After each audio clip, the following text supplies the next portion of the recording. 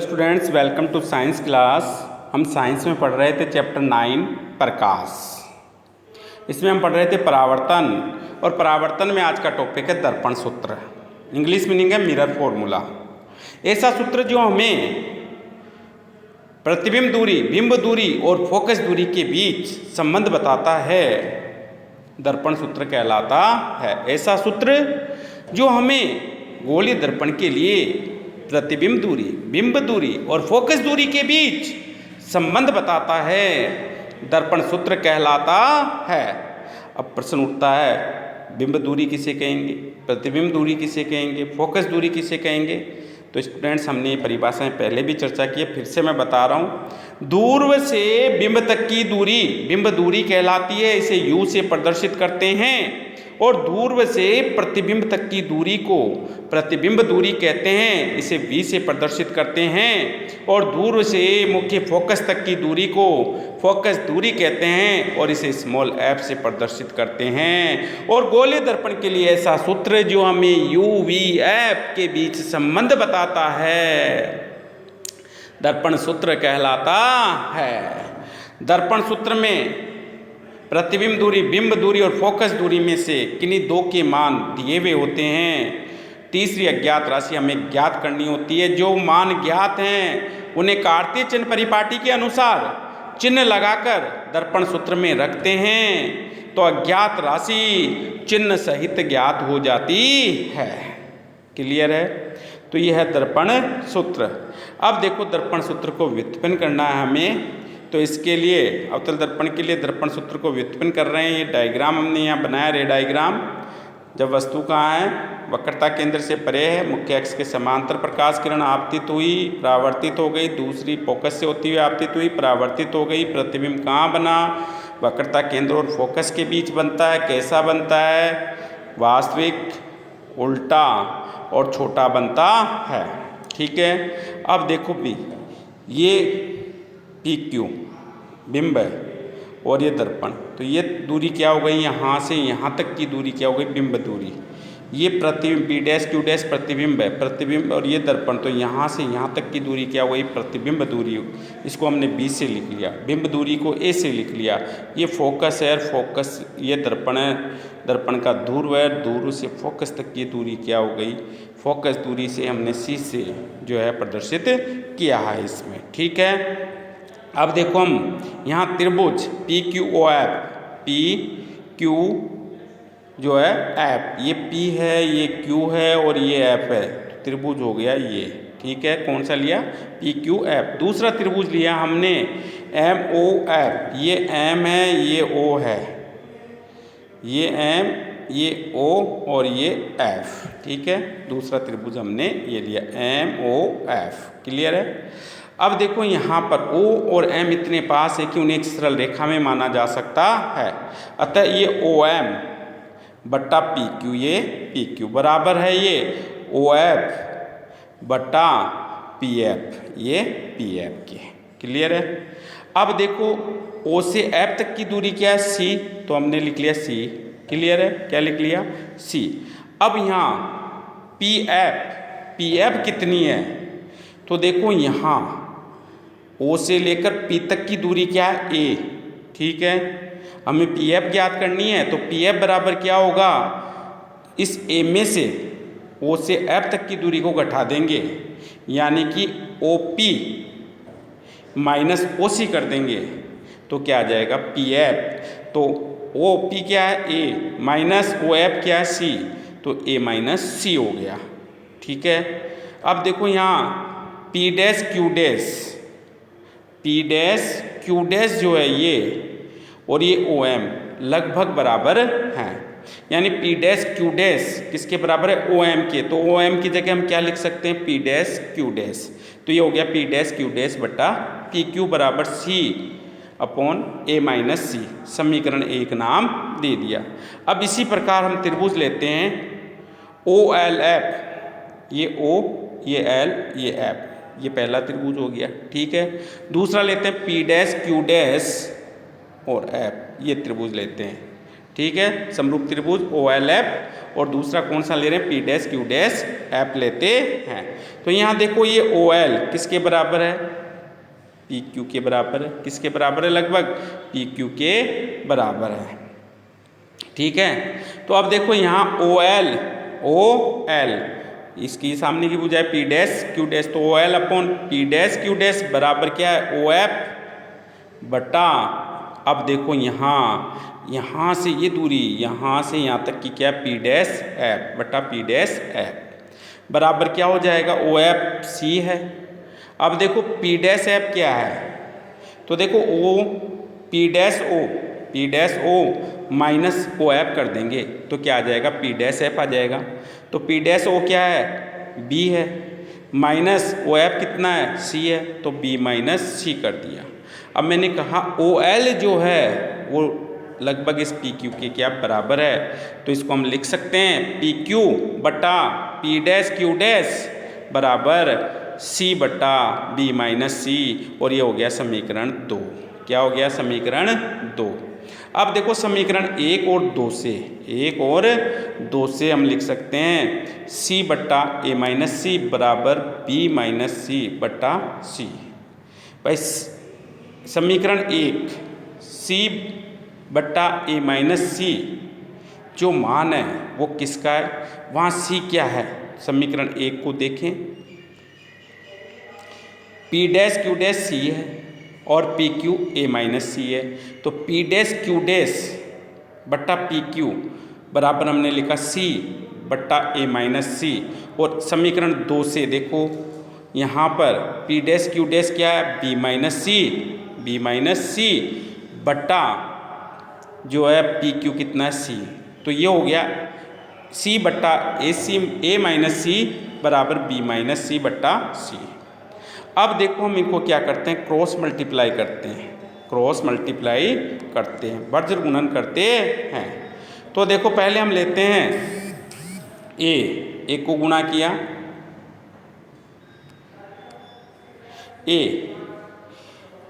A minus C को गुणा करना है B माइनस C से, तो A को B से गुणा किया, क्या हो गया AB, ठीक है। फिर A को माइनस C से गुणा किया तो क्या हो गया, माइनस AC। अब माइनस C को B से गुणा किया तो माइनस BC, अब माइनस C को माइनस C से किया तो प्लस C स्क्वायर बराबर क्या हो गया, C को C से किया तो C स्क्वायर। क्लियर है, क्या हो गया, C स्क्वायर। अब देखो ये C स्क्वायर से C स्क्वायर यहाँ क्या हो गया, कैंसिल हो गया, तो क्या बचा यहाँ AB माइनस AC। अब ये माइनस वाली संख्या को हम जो है पक्षांतरण कर देते हैं, तो ये क्या हो जाएगा, AC प्लस BC, यानी BC प्लस का हो गया, पक्षांतरण करके इधर लिया है, ठीक है, तो प्लस की हो जाएंगी, तो BC प्लस AC किसके बराबर हुआ, AB के। किसके बराबर हुआ, AB के। प्रत्येक पद में क्या किया हमने, ABC का भाग दिया, BC बट्टा ABC, BC से BC कट गया तो 1 बट्टा A आ गया यहाँ, ठीक है। फिर AC बट्टा ABC, AC कट गया, 1 बट्टा B आ गया, ठीक है। इसी प्रकार से जो है AB में ABC का भाग दिया तो क्या गया, 1 बट्टा C। कार्तीय चिन्ह परिपाटी के अनुसार यहाँ A, B व C तीनों ही ऋणात्मक होंगे।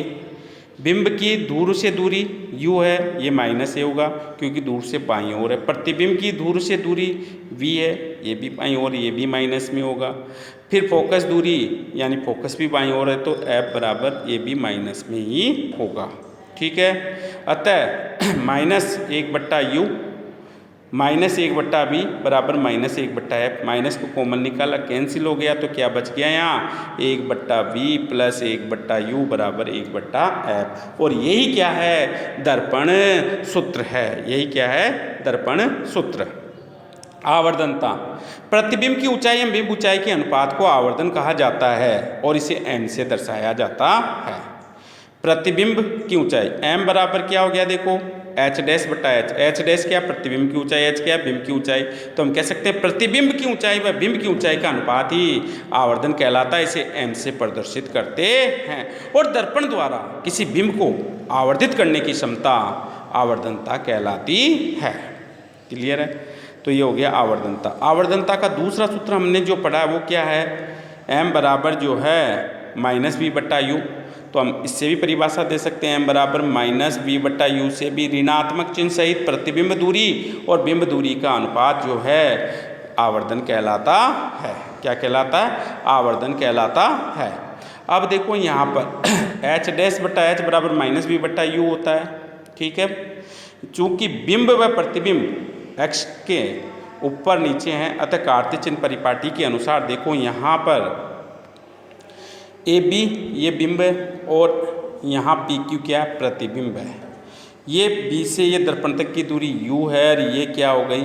v, और ओ से एफ तक की दूरी क्या है? फोकस दूरी है। अब ज्यामिति से हम क्या लिख सकते हैं? देखो यहाँ पर पी क्यू बटा ए बी बराबर क्या हो जाएगा? ओ पी बटा ओ ए।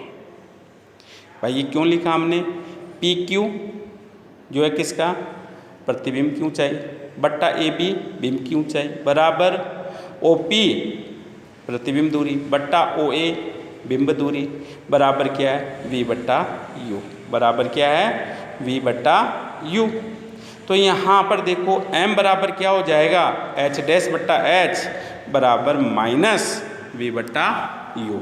क्या हो जाएगा? माइनस v बट्टा यू। उसका कारण है स्टूडेंट्स, यहाँ पर देखो,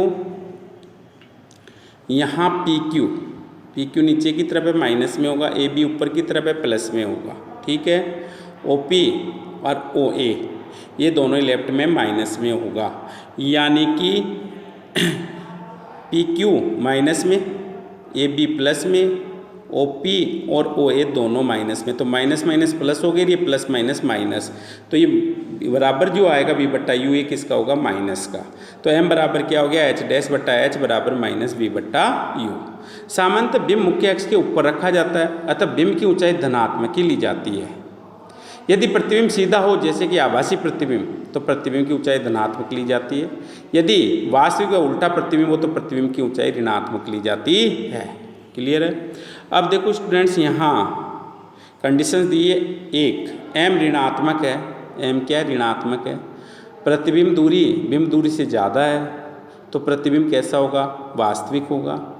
उल्टा, भाई ऋणात्मक है m का मान, तो प्रतिबिंब वास्तविक, और वास्तविक सदैव ही उल्टा होता है। प्रतिबिंब दूरी ज़्यादा है तो ये क्या होगा? आवर्धित होगा। m ऋणात्मक है, v और u बराबर है, तो प्रतिबिंब वास्तविक होगा। ऋणात्मक होते ही वास्तविक और उल्टा लिखना है। v और u समान है तो बिंब और प्रतिबिंब समान आकार के होंगे। ठीक है, m ऋणात्मक है और v से u बड़ा है, यानी जो बिंब दूरी है वो प्रतिबिंब दूरी से अधिक है, तो प्रतिबिंब वास्तविक, उल्टा और छोटा होगा। ऋणात्मक होते लिखेंगे वास्तविक उल्टा, u बड़ा है तो छोटा, और v बड़ा है तो बड़ा, v बड़ा है तो बड़ा, आवर्धित। ठीक है, और बराबर हैं तो दोनों समान आकार के होंगे। m धनात्मक है तो प्रतिबिंब आभासी और सीधा होगा। धनात्मक होते ही आभासी और सीधा लिखना है, और अवस्था में प्रतिबिंब आवर्धित होगा, क्योंकि v यहाँ बड़ा होता है u से। उत्तल दर्पण के लिए आवर्धन का सूत्र यही रहता है। उत्तल दर्पण में वास्तविक बिंब की किसी भी स्थिति में m का मान धनात्मक ही होगा, क्योंकि v धनात्मक है जबकि u का मान ऋणात्मक। साथ ही h डैश व v का मान h व u के से सदैव कम होता है। ठीक है, अतः उत्तल दर्पण के किसी भी वास्तविक बिंब का प्रतिबिंब आभासी, सीधा तथा बिंब से छोटा ही बनता है। मैं कह सकता हूँ क्या? भाई प्रतिबिंब जो बनेगा उत्तल दर्पण से बना प्रतिबिंब सदैव ही आभासी, सीधा और बिंब से छोटा ही होगा। यानी कि इससे सभी प्रतिबिंब सीधे तो बनेंगे लेकिन सभी छोटे बनेंगे। सीधा और बड़ा बनाना है तो हम अवतल दर्पण का उपयोग करेंगे। अब आ जाता है न्यूमेरिकल स्टूडेंट्स। क्या आ जाता है? न्यूमेरिकल। देखो यहाँ एक व्यक्ति का चेहरा सेविंग दर्पण से 20 सेमी है। यदि सेविंग दर्पण की फोकस दूरी 80 सेमी है तो बनने वाले प्रतिबिंब की दर्पण से दूरी m आवर्धनता ज्ञात कीजिए। तो यहाँ फोकस दूरी दी हुई है कितनी? 80 सेंटीमीटर। दर्पण कौन सा? अवतल। अवतल में फोकस दूरी क्या होती है? ऋणात्मक। तो फोकस दूरी f का मान यहाँ क्या होगा? ऋणात्मक। तो f बराबर क्या हो गया? -80। क्यों? क्योंकि दर्पण अवतल है। बिंब दूरी u हमेशा ही ऋणात्मक होगी। u का मान कितना हो गया? -20 सेंटीमीटर दिया हुआ है। प्रतिबिंब दूरी हमें ज्ञात करनी, आवर्धनता m हमें ज्ञात करनी। ये हमने क्वेश्चन को ही लिखा है, दिया है जिसमें, ठीक है, शॉर्ट कर लिया। अब देखो v u f तीनों हैं, u और f के मान दिए हुए, v u f में से 2 दिया हुआ, तीसरा आसानी से ज्ञात कर सकते हैं दर्पण सूत्र से। तो यहाँ दर्पण सूत्र का उपयोग करेंगे हम। दर्पण सूत्र से, दर्पण सूत्र क्या है, 1/b प्लस 1/u बराबर 1/f। हमें क्या ज्ञात करना है, v, तो हम क्या करेंगे, इसे 1/u को पक्षांतरण करके RHS की तरफ ले जाएंगे, तो इसका चिन्ह क्या होगा, बदल जाएगा। तो 1/b बराबर क्या हो गया, 1/f अपनी जगह माइनस 1/u हो जाएगा। अब इसमें हम मान रखते हैं, तो 1/v बराबर क्या हो गया, 1/f का मान कितना है, 80, ठीक है, f का मान कितना है 80, किसके, माइनस के, तो माइनस 80 लिखेंगे। तो 1/-80 प्लस, अब देखो यहाँ पे मान हमें रखने हैं इस सूत्र में, v हमें ज्ञात करना है, f का मान रख दिया मैंने -80, माइनस का चिन्ह अपनी जगह है, और 1/u का मान रख दिया -20। अब इसे सोल्व करते हैं, -1/80, ये माइनस माइनस यहाँ पर ध्यान रखना स्टूडेंट्स, ये गुणा होंगे, तो क्या हो जाएगा, प्लस, माइनस और प्लस को गुणा करते हैं, अर्थात समान चिन्ह गुणा करेंगे, प्लस को प्लस से, माइनस को माइनस से, तो प्लस आएगा, और प्लस को माइनस से करेंगे या माइनस को प्लस से करेंगे तो माइनस आएगा, समान चिन्हों को गुणा करने पर। तो यहाँ प्लस 1/20 हो गया। 80 और 20 के लघुत्तम लेते हैं तो कितने हैं, 80, 80 का भाग 80 में देते हैं, कितना है, 1 को -1 से गुणा करते हैं तो -1, 20 का भाग दिया 80 में तो कितना आया, 4, इस 4 को इससे गुणा किया तो कितना आया, 4, तो +4, प्लस के 4 है, माइनस का 1, बड़ी संख्या प्लस की, तो प्लस के 3 बच गए बटा 80। तो 1/v बराबर क्या आ गया यहाँ, 1/v बराबर 3/80, वर्ग गुणन किया यहाँ पर, क्रॉस मल्टीप्लाई किया तो v बराबर क्या हो गया, 80/3। सॉल्व किया, कितना आ गया, +26.67। प्लस का चिन्ह यहाँ क्या कहता है, प्रतिबिंब दर्पण के पीछे, अर्थात दर्पण के दूर से दाईं ओर बनता है। कितनी दूरी पर बनता है, 26.67 सेमी की दूरी पर बनता है। आवर्धनता ज्ञात करने के लिए हम क्या करेंगे, यहाँ v और u के मान हमारे पास है, तो हम m बराबर लिखेंगे -v/u, माइनस अपनी जगह, v का मान कितना है, 26.67 बटा -20, माइनस माइनस यहाँ कैंसिल हो जाएंगे, प्लस हो गया। अब 26.67 में 20 का भाग दिया तो कितना आया, 1.33। ये मान प्लस का आ रहा है, m का मान किस में आ रहा है, प्लस में, तो आवर्धन का मान प्लस में हो तो इसका अर्थ है कि प्रतिबिंब आभासी और सीधा है, ठीक है। और यदि 1 से ज़्यादा हो तो ये बिंब से बड़ा है। कितना गुना बड़ा है, 1.33 गुना बड़ा है, ठीक है। अब हम करते हैं उदाहरण 2। उदाहरण 2, एक उत्तल दर्पण की फोकस दूरी 30 सेमी दिया है, हमें लिखेंगे उत्तल दर्पण फोकस दूरी 30 सेमी। उत्तल दर्पण की फोकस दूरी धनात्मक होती है स्टूडेंट, तो लिखेंगे +30 सेमी, ठीक है। यदि एक बिंब का आभासी प्रतिबिंब कैसा बन रहा है, आभासी बन रहा है, 20 सेमी दूरी पर बनता है, यानी v कितना हो गया, 20 सेमी। अब देखो उत्तल दर्पण से आभासी प्रतिबिंब बन रहा है, प्रतिबिंब आभासी बनते हैं उत्तल से सभी, किस तरफ बनते हैं, ये दाईं ओर बनते हैं दूर से, तो ये भी क्या होगा, धनात्मक, तो ये भी +20 हो गया। अब हमें कह रहा है दर्पण से बिंब की दूरी यानी कि u ज्ञात करो। v और f दे रखा है, u ज्ञात करना है, दर्पण सूत्र को याद करेंगे। दर्पण सूत्र क्या है, 1/b + 1/u बराबर 1/f। तो दर्पण सूत्र से क्या ज्ञात करना है, हमें ज्ञात करना है u, तो हम इस 1/v को पक्षांतरण करके RHS की तरफ ले जाएंगे। तो 1/u बराबर 1/f, यहाँ जब पक्षांतरण करेंगे तो इसका चिन्ह बदल जाएगा, प्लस का है तो ये माइनस का हो जाएगा, -1/v। अब देखो 1/30 f का मान रख दिया, माइनस अपनी जगह, 1/v का मान 20 रख दिया। 30 और 20 के लघुत्तम लिए कितने आए, 60, ठीक है। 30 का 60 में भाग दिया, कितना आया, 2, 2 को इस 1 से गुणा किया, कितना आया, 2, लिख लिया यहाँ 2। फिर देखो इस 20 का इस 60 में भाग दिया, कितना आया, 3, उस 3 को इस 1 से गुणा किया, कितना आया, 3, चिन्ह बीच में माइनस का था, माइनस का लगा के रख दिया। अब यहाँ प्लस के 2 है और माइनस के 3 है, माइनस की संख्या बड़ी है, कितनी बड़ी है, 1, तो -1 बट्टा कितना है, 60। ये किसके बराबर आया, 1/u के। क्रॉस मल्टीप्लाई करते हैं, हिंदी में बोलते हैं वर्ग गुणन, करते हैं तो u बराबर क्या आ जाएगा -60 सेमी। अब यहाँ माइनस का चिन्ह क्या कह रहा है भाई, बिंब दर्पण के बाईं ओर, यानी ये 60 सेमी की दूरी दर्पण के दूर से बाईं ओर लेनी है, 60 सेमी की दूरी पर रखा है। क्लियर है स्टूडेंट। अब करते हैं उदाहरण 3। अगला क्या है उदाहरण 3। एक मोटरसाइकिल के पार्श्व में लगे दर्पण से एक कार 4 मीटर की दूरी पर है। यदि दर्पण की फोकस दूरी 1 मीटर हो तो दर्पण में दिखने वाले कार के प्रतिबिंब की स्थिति एवं प्रकृति ज्ञात कीजिए। तो स्टूडेंट दिया है गाड़ी के पार्श्व दर्पण में कौन सा, पश्य दर्पण कौन सा होता है, उत्तल दर्पण, यानी कि उत्तल दर्पण है। पार्श्व में लगा दर्पण क्या है, उत्तल दर्पण, पीछे का दृश्य देखने के जो काम आता है। दर्पण की फोकस दूरी कितनी है 1 मीटर, तो +1 होगी, उत्तल दर्पण है।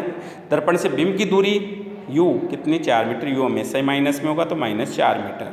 दर्पण से प्रतिबिंब की दूरी v हमें ज्ञात करनी है और आवर्धनता हमें प्रकृति के लिए आवर्धनता हमें यहाँ ज्ञात करनी है। दर्पण सूत्र से पहले हम v ज्ञात कर लेंगे, तो दर्पण सूत्र 1/v + 1/u बराबर 1/f हम यहाँ लगाते हैं। तो 1/v बराबर क्या होगा, देखो हमें v ज्ञात करना है तो हम क्या करेंगे, इस 1/u को पक्षांतरण कर लेंगे RHS की तरफ। साइन ये प्लस का है तो इधर आते हैं माइनस का, तो 1/v बराबर 1/f - 1/u हो गया। वैल्यू रखते हैं इनकी 1 अब देखो f का मान कितना है 1 माइनस 1/u का मान कितना है -4। 1 और 4 के लघुत्तम लेते हैं, कितने आते हैं 4। यहाँ देखो चिन्ह भी मैंने यहाँ चेंज कर लिया, माइनस माइनस यहाँ प्लस हो गया, ठीक है। लघुत्तम लेते हैं 4, अब इस 1 का इस 4 में भाग दिया, 4 को 1 से गुणा किया 4 लिख लिया यहाँ। फिर इस 4 का 4 में भाग दिया 1 को 1 से गुणा किया +1, 4 + 1 दोनों को जोड़ा कितना हो गया 5, नीचे कितना है /4, तो ये क्या हो गया 1/v बराबर 5/4। तो v बराबर क्या होगा, क्रॉस मल्टीप्लाई करते हैं 4/5 हो जाएगा, हल करते हैं 0.8 मीटर आता है। अब देखो ये प्लस में आ रहा है मान, तो इसका अर्थ क्या है भाई, ये 0.8 जो प्रतिबिंब बन रहा है वो दर्पण से दाईं तरफ 0.8 मीटर की दूरी पर बनता है, ठीक है। अब देखो आगे बढ़ते हैं। यहाँ पर देखो स्टूडेंट ये कह रहा है आवर्धनता m बराबर क्या सूत्र है -v/u। तो देखो माइनस अपनी जगह है, v कितना है यहाँ 4/5 रख लिया, u कितना है -4, इसके नीचे भी 1 है, इसके नीचे भी क्या है 1 है। तो ये क्या हो जाएगा माइनस, इसको हल करेंगे हम तो ये हो जाएगा -4/5 गुणा जो है 1/-4, ठीक है। माइनस माइनस कैंसिल, 4 से 4 कैंसिल, क्या बच गया 1/5, क्या बच जाएगा 1/5 को हल करेंगे 1/5 आ गया, तो हल करेंगे पॉइंट लगाया 10 हो जाएगा और 5 दूनी 10, 0.2 कितना आ जाएगा 0.2, ठीक है। ये प्लस में आ रहा है तो प्लस का अर्थ है कि प्रतिबिंब आभासी सीधा होगा और उसका 1/5 भाग होगा। क्लियर है। इसी के साथ आपका ये चैप्टर कंप्लीट होता है। इस चैप्टर में जो क्वेश्चन आंसर दिए हैं वो आप करें। यदि किसी तरह की कोई प्रॉब्लम आती है तो पूछें, अदरवाइज कल हम जो है इस पे नेक्स्ट वीडियो में कल जो है हम इसके क्वेश्चन आंसर पर डिस्कस करेंगे। जो टेक्स्ट बुक क्वेश्चन है उन पर चर्चा करेंगे, तो आप उनको सॉल्व करने का प्रयास करें और कल डिस्कस करेंगे। तब तक के लिए थैंक यू।